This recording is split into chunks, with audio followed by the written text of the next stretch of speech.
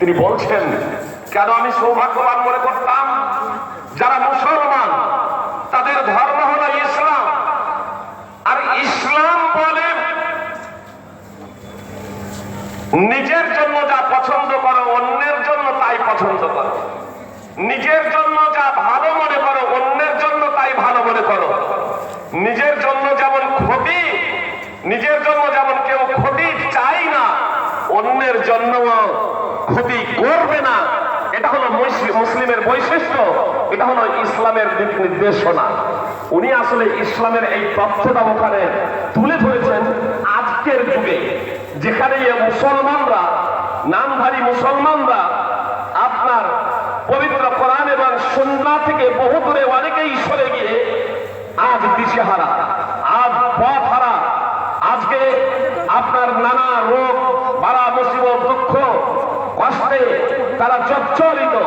সুপ্রিয় ভাই এবং বোন, এসআইয়ের ঘন্টা যখন আবারও বেজেছে, এরই মাঝে বেশ কিছু আত্মহত্যা করেছে। এসআইয়ের ঘন্টা যখন আবারও বেজেছে, যারা বাপ মাকে বৃদ্ধাশ্রমে রেখে এসেছিল আজকেও তারা বাপ মাকে স্মরণ করছে, বুঝছে কোথায় সেই বাপ মায়ের ডকুমেন্টস, কোথায় সেই বাপ মায়ের তথ্য।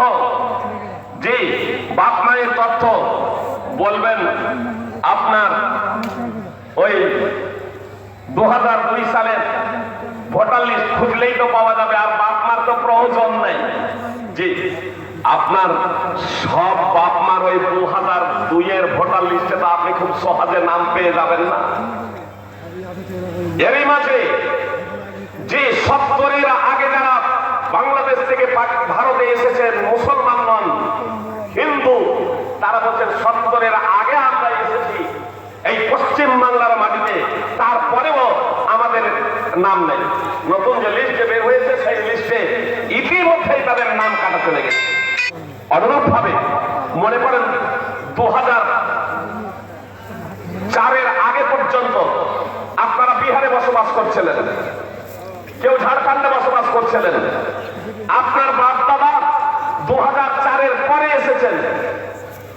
তাহলে 2004-এর পর যখন ঝাড়খণ্ড থেকে এসেছেন, বিহার থেকে এসেছেন, স্থান পরিবর্তন হয়ে গেছে। আপনার বাবার যদি 2002-এর যদি লিস্ট খুঁজতে যান তাহলে কোথায় পাবেন? যখন